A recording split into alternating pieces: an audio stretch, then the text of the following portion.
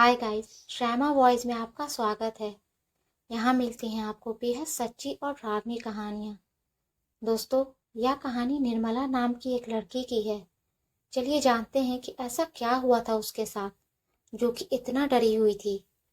यह बात आज से करीब 4 साल पहले मैंने अपनी चाची से सुनी थी। शाम ढल रही थी, आसमान पूरा काला पड़ चुका था, जैसे किसी ने काले रंग की शीशी उड़ेल दी हो। शायद बारिश आने को बेकरार थी। घिरा हुआ आसमान और ठंडी हवाएं निर्मला को बेहद पसंद थी।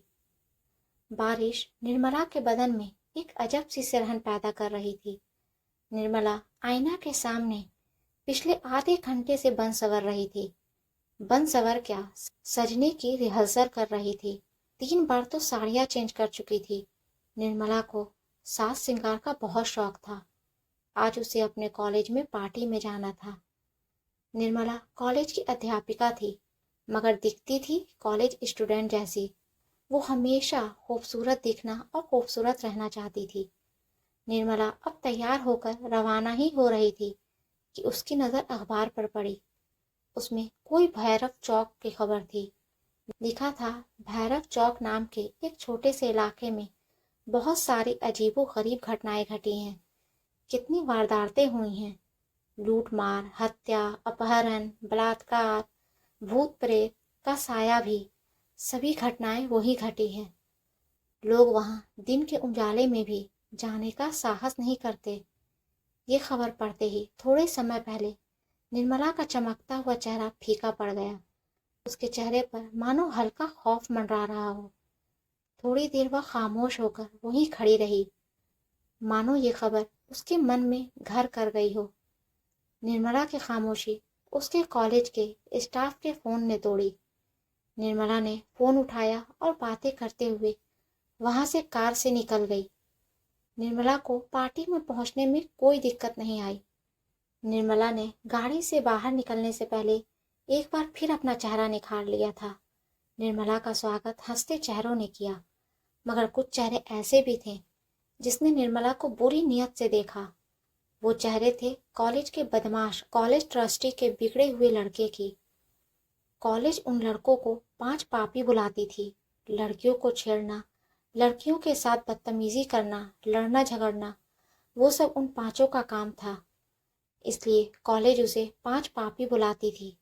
खैर, निर्मला भी उनकी हरकतों को भली भांति जानती थी, इसलिए उसको अनदेखा करके पार्टी में शामिल हो गई। नाच गाना, खाना पीना, गप्पे लड़ाने में पता ही नहीं चला कि रात के 11 बज गए हैं। उसे घर पहुंचने में अभी उसे 2 घंटों का फासला तय करना था। निर्मला के पति रंजन का फोन आया और कहा कि हेलो निर्मला, कहाँ हो? निर्मला कहने लगी, मैं पार्टी में आई थी, पर बहुत देर हो गई है, बस मिसेस निखिल के साथ अब निकल ही रही हूँ। निर्मला ने बातें खत्म करके फोन रखा और फटाफट से सबको बाय किया और मिसेस निखिल को ढूंढने लगी, मगर पता चला कि मिसेस निखिल तो घर के लिए कब का रवाना हो चुकी हैं। निर्मला सोचने लगी कि अब अकेले घर कैसे जाएंगे। तभी अचानक से तेज बिजली कड़की। शायद थोड़े समय के बाद बारिश होने वाली है। उसने किसी की परवाह करे बिना वहां से अकेली निकल पड़ी, मगर वो 5 पापी निर्मला की हर हरकत पर नजर रख रहे थे। निर्मला ने बस थोड़ा सा ही फासला तय किया था कि बारिश की बूंदाबांदी आने लगी। वह मन ही मन सोच रही थी कि वो बारिश बंद होने का इंतजार करे या फिर आगे बढ़े। निर्मला को जल्द ही तय करना था कि उसे क्या करना है। उसने आगे बढ़ने का फैसला ले लिया। निर्मला की कार थोड़ी आगे ही बढ़ी थी कि तेज बारिश शुरू हो गई। हमेशा निर्मला को सिरहन कर देने वाली बारिश की बूंदें आज बाधा बन रही थी। निर्मला बारिश के बूंदाबांदी को चीरते हुए आगे बढ़ रही थी। उसने आगे बढ़ने का फैसला सही किया था, क्योंकि बारिश बंद हो चुकी थी। वह हल्के मन से ड्राइव कर रही थी, मगर लगता है कि आज का दिन उसके लिए सचमुच भारी था, क्योंकि सामने ट्रैफिक जाम था। गाड़ियों की लंबी लाइन लगी हुई थी। किसी से पूछा तो पता चला कि भारी बारिश के चलते आगे का रास्ता पूरा ब्लॉक हो चुका है। जब तक रास्ता साफ नहीं होगा तब तक ट्रैफिक जाम रहेगा और रास्ता साफ होने में सुबह भी हो सकता है। सुबह का नाम सुनते ही उसकी हवाइयाँ उड़ने लगी। तभी वह देखती है कि कुछ गाड़ियाँ कच्ची सड़क की तरफ जा रही है। भैया, ये कच्ची सड़क कहाँ जाती है? उसने किसी से पूछा तो किसी ने बताया कि कच्ची सड़क शहर जाती है। वह फिर से सोचने लगी कि वह रास्ता खुलने का इंतजार करे या फिर कच्चे रास्ते से जाए।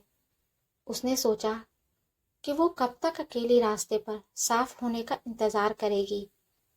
वो कच्ची रास्ते से जा सकती है, इसलिए उसने वो कच्ची सड़क से घर जाने का फैसला किया।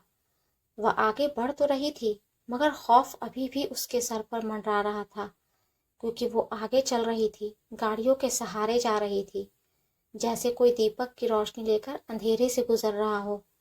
आगे चलकर गाड़ियों की रफ्तार तेज होती है। वो सब उसकी कार से आगे बढ़े जा रहे थे।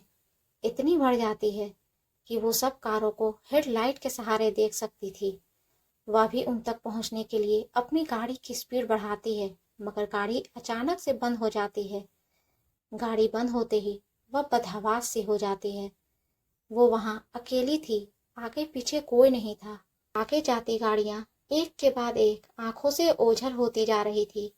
निर्मला अब बेचैन सी होने लगी। धड़कनें तेज चल रही थी। उसके माथे से डर की बूंदें एक के बाद एक टपकने लगी। उसके आंखों में खौफ साफ दिख रहा था। वो घबराकर जोर जोर से सांसें लेने लगी। उसने अपने पर्स से फोन निकाला और रंजन का नंबर डायल करने लगी, मगर वहां मोबाइल कनेक्शन के नाम पर कुछ नहीं था। वो इतना डर गई थी कि वो गाड़ी से बाहर निकलना भी नहीं चाहती थी। उसे कुछ सूझ नहीं रहा था, बस गाड़ी स्टार्ट करने में लगी थी। वो बार बार चाबी को दाएं बाएं घुमा रही थी, मगर नतीजा वही, गाड़ी स्टार्ट नहीं हो रही थी। अचानक से उसकी नज़र उसके पर्स पर गई और उसमें से एक तावीज़ निकाला। वो तावीज़ जो उसकी माँ ने आखिरी सांस लेते वक्त दिया था और कहा था कि ये तावीज़ बुरे वक्त में तुम्हारी हिफाजत करेगा।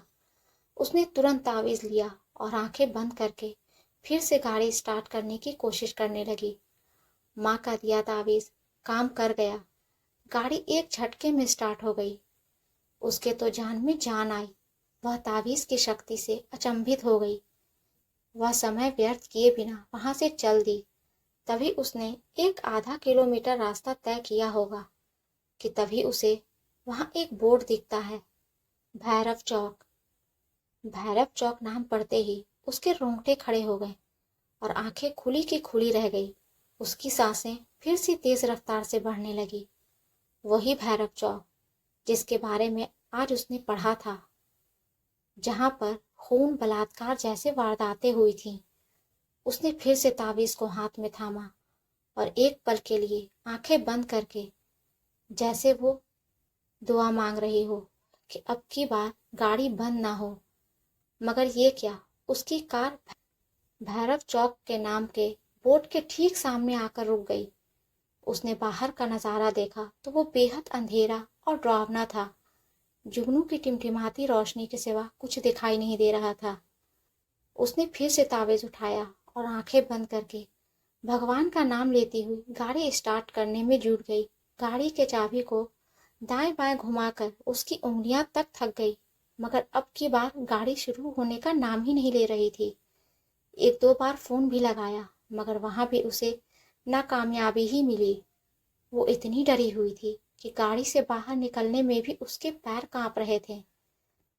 तभी उसे सामने कुछ दिखा। सामने से सफेद रंग की कुछ धुंधली धुंधली आकृति आ रही थी। वह उसे देखकर दहल गई और बदन में कपकपी होने लगी। वो आकृति जैसे जैसे आगे आ रही थी, वैसे वैसे एक आकृति से 3 आकृतियां होती जा रही थी। काले घने अंधेरे में सफेद रंग साफ साफ दिख रहा था। वो उसे देख बस सोच रही थी कि ये क्या आ रहा है। सफेद चादर ओढ़े कोई आदमी है या फिर कोई भूत प्रेत। उसके पसीने छूटने लगे। तभी जल्दी से गाड़ी के शीशे बंद हैं कि नहीं, वो तसल्ली करने लगी और वहां बैठे बैठे तावीज़ को थामे आंख बंद करके भगवान का नाम लेने लगी। अब वो आकृतियां उसके गाड़ी के आगे पीछे मंडराने लगी। सहमी हुई वो जोर जोर से सांसें लेकर हल्की सी कनखियों से देख रही थी कि तभी किसी ने गाड़ी के शीशों पर जोरदार वार किया और उसने उस तरफ देखा तो मालूम पड़ा कि कोई गाड़ी के शीशे को तोड़ने की कोशिश कर रहा है। वह घबराकर जोर जोर से चिल्लाने लगी, बचाओ बचाओ। वो चिल्लाती रही और कोई शीशे पर वार करते करते एक शीशा तोड़ दिया। शीशे टूटते ही उसको कहीं से मदद मिल जाए इसलिए वो जोर से चिल्लाने लगी, मुझे बचाओ मुझे बचाओ। किसी ने गाड़ी का दरवाज़ा खोल दिया और सिमरन का हाथ पकड़ के गाड़ी से एक झटके में बाहर फेंक दिया। वह गाड़ी से बाहर गिरकर एक पत्थर से टकरा गई। वह मानो अधमरी सी हो गई थी। उसने हिम्मत जुटाई और वहां से उठकर खड़ी हो गई तो उसने देखा कि वहां 3 सफेद चादर ओढ़े 3 शख्स थे। वो तीनों के चेहरे काले, दहशत भरे और भयानक थे और सब हाथ में चाकू लेकर खड़े थे। वह समझ गई कि ये सब लुटेरे हैं और बिना कुछ बोले वह सोने चांदी के जेवर निकालने लगी। ये सब ले लो मगर मुझे जाने दो, उसने बिलखते हुए उन लुटेरों से कहा। एक लुटेरे ने तुरंत उसके हाथों से सब जेवर छीन लिए। वह भी बिलख बिलख कर रो रही थी, ये सब तो हम ले लेंगे मगर इतनी लूट काफी नहीं है। एक लुटेरे ने उसके ऊपर बुरी नजर डालते हुए कहा। वह लुटेरों का इरादा समझ गई थी और एक सांस लेकर वहां से भागी। वो तीनों भी उसके पीछे भागे मगर सहमी हुई वह कितने दूर तक भाग पाती। उन तीनों भेड़ियों ने आखिरकार उसको पकड़ ही लिया। बचाओ बचाओ, वह पूरी ताकत से चिल्लाई। उन तीनों ने कहा कि यहाँ बचाने तुम्हें कोई नहीं आएगा, चिल्लाओ जितना चिल्लाना है। तभी एक लुटेरे पर पीछे से तेज वार होता है। वो लुटेरा वहीं ढेर हो गया। उसको एक आशा की किरण दिखाई देती है। वह दोनों लुटेरे के पीछे देखती है कि ये वार किसने किया। वह भी उस तरफ देखती है जहां से वार हुआ था। वहां वो कॉलेज के 5 स्टूडेंट होते हैं जिसे कॉलेज 5 पापी कहकर बुलाते हैं। वो 5 स्टूडेंट बचे 2 लुटेरों पर झपटते हैं और उन्हें मार मार कर बेहोश कर देते हैं। वो वहां सहमी खड़ी आंखों से आंसू बरसाती बस देखती जा रही थी और सोच रही थी कि जिस 5 पापी को बुरा और गलत समझ रही थी वही लोग आज मुझे बुरे हादसे से बचा रहे हैं। तभी एक स्टूडेंट ने कहा, मैडम हम बुरे हैं मगर इज्जत सबकी करते हैं, आप बेफिक्र हो जाइए। ये बंटी आपको सुरक्षित घर तक छोड़ देगा और हम इन लुटेरों को पुलिस के हवाले कर देंगे। इन लोगों ने भूत प्रेत के नाम पर बहुत लूट मचा रखी थी। अब पुलिस इन्हें मजा चखाएगी। मुझे माफ कर देना, मैं तुम लोगों को गलत समझ रही थी मगर तुम। इससे आगे उसके मुंह से एक शब्द भी नहीं निकला। उसके आंसू ही थे जो सारी बातें बयां कर रहे थे। वह वहां से सुरक्षित होकर घर लौट आई। दोस्तों, अगर मेरी कहानी पसंद आई तो लाइक करें, सब्सक्राइब करें। धन्यवाद।